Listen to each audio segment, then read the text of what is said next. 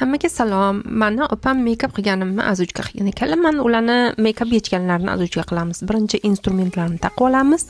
Keyin bunaqa narsa nima bu? Sariyog'mi? Xullas, sariq yog'ni suramiz yuzimizga. Qaranglar, eritib tashladim, panda qilib tashladim yuzimni. Keyin bu narsani yuvib tashlaymiz va keyin qanaqadir krem suramiz.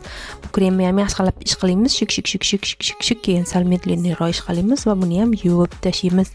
Двойной очистка bo'ldi. Yuzimizni quritib olamiz va nima bu qanaqadir sariq suyuqlik bilan artamiz. Ko'rsatamiz qancha yag'ir chiqdi. Isib ketdim, terlab ketdim. Har bir feyani o'zini palichkasi bo'lganda, meni ham o'zimni palichkam bor. Ko'zim tegma shunaqa surib olaman. 20 yoshga yosharib ko'rdaman.